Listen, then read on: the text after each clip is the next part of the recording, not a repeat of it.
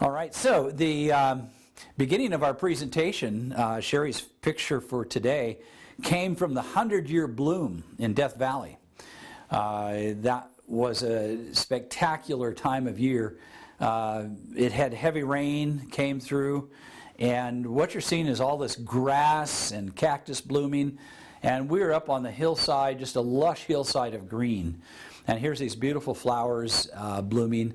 It was just such a joy to be there, and I just love how Sherry just captures the story of the buds and the bloom, and I hope you enjoy that. It's one of those beautiful pictures. Thank you, Sherry.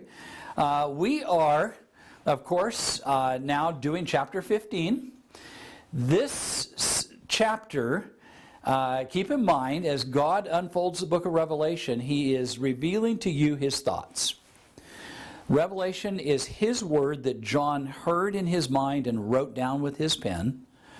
And John is trying to tell you that God is on your side, that He wants to redeem you. He wants to share eternity with every single person on this planet.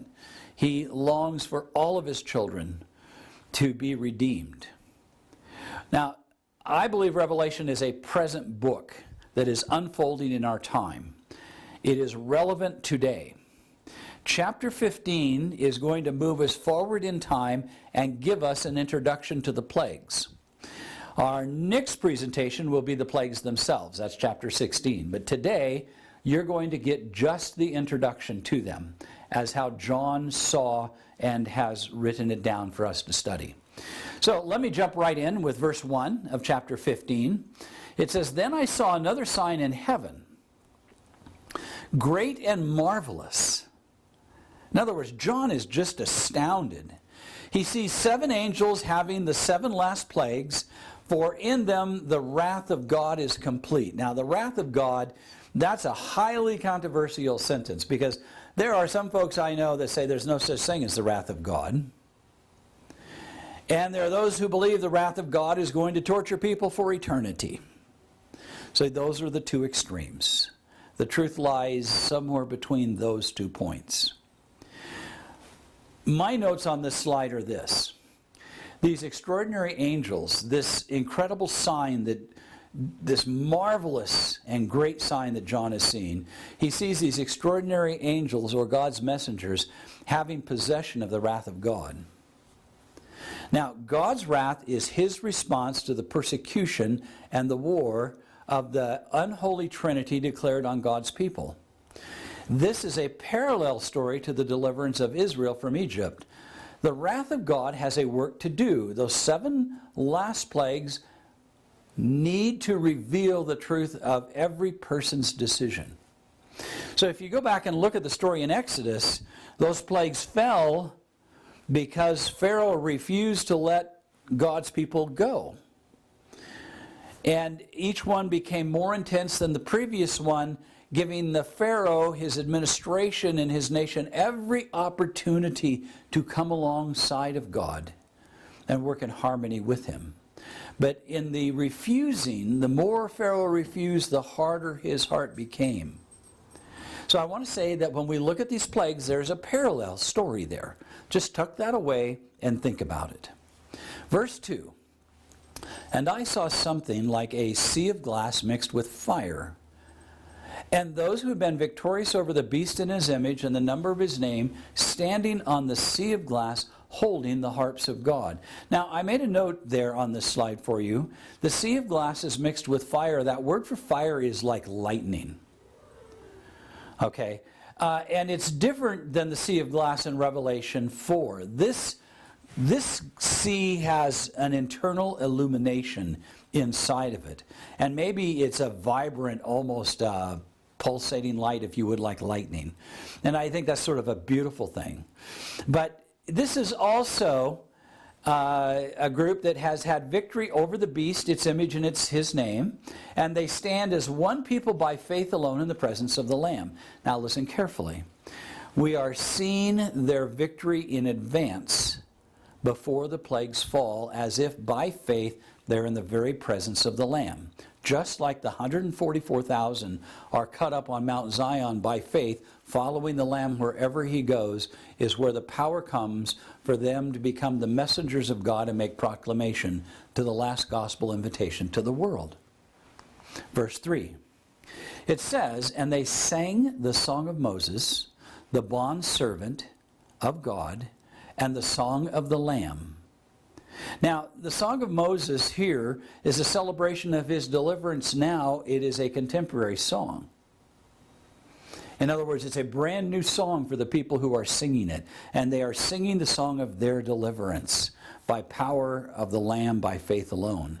This time it is the final exodus from the sin and the darkness of this earth. Continuing verse 3.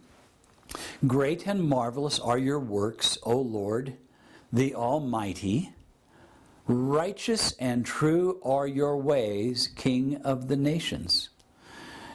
So listen to how they sing this song. It is a song of praise of God's deliverance, that his righteousness and his truth and his ways are the power of deliverance. It's God's works in them that leads them to sing this beautiful hymn. Notice verse 4. "Who will not fear, O Lord, and glorify your name?" Now, this is so beautiful because John wrote in his Gospel of John, perfect love casts out all fear. And notice here in verse 4, these are the ones who will not fear, O Lord, and glorify your name. Because if you are resting in Christ, no one can take away your assurance. It belongs to you. It's a gift from God. And you are secure and confident in the power of God to see you through. That becomes part of the song that they are singing every day. It says, "For you alone are holy, for all the nations will come and worship before you, for your righteous acts have been revealed." Every act of God is an act of your vindication, of your salvation, of your preparation to stand in this time. This is the song of the redeemed. Notice verse 5. "After these things I looked, and the temple of the tabernacle of the testimony in heaven was open." Now pay attention here. This is so vitally important to hear that the temple is opened at this moment, because it's not going to remain open. But as long as that room is open, that access to the temple in heaven, to the tabernacle, that is where the ministration of Christ, who is our advocate, who is our intercessor, as long as it is opened, he is there ministering God's grace on our behalf, our saving grace. Verse 6. "And the 7 angels who had the 7 plagues came out of the temple, clothed in linen, clean and bright, and girded around their chest with golden sashes." Now what's really interesting to me about this verse is this, that these messengers of God, these 7 particular messengers, these divine beings, have the garment of what would be a priest. In other words, they're ministers in the tabernacle of God.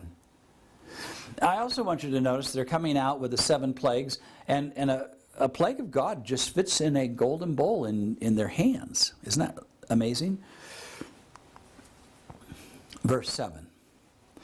"Then one of the 4 living creatures gave to the 7 angels 7 golden bowls full of the wrath of God, who lives forever and ever." Verse 8. "And the temple was filled with smoke from the glory of God and from his power, and no one was able to enter the temple until the 7 plagues of the 7 angels were finished." Now, if no one's able to enter, that tells you an incredible change has taken place in the heavenly realm. If no one was able to enter, you see, so far in the book of Revelation, anyone 24/7 was able to access by faith the throne room of God to come into the presence of Jesus. But when no one is able to enter intercession on their behalf, then human probation closes. Intercession is finished, which then would tell us that everyone has decided who it is that they're going to worship. Either the Lamb slain from the foundation of the world, or the unholy Trinity, the beast and the false prophet and the dragon. So in the book of Revelation, it tells you that the entire world is moving towards a final decision. This is what chapters 15 and 16 are going to be telling us. Now, you have a standing invitation to begin a conversation with Jesus anytime, 24/7. Any day of the week, night or day, it does not matter. You have that gift of access. So here's my challenge for you. Don't put it off much longer. Keep that conversation going. Keep that discussion with Jesus about the truth of who He is and His power to save you. Keep that door open. Do not refuse that invitation. Don't postpone it. Keep it open.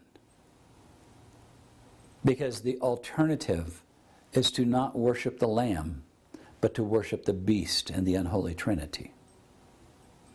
Just a simple invitation. And thank you, Sherry. This is a short presentation today. This is one of those fabulous animals just standing by the road that you just can't get too much of. Okay, antelopes are quite lovely, pronghorn to some. This one wouldn't get out of the way of the road, and so it finally walked off the side of the road and posed for Sherry.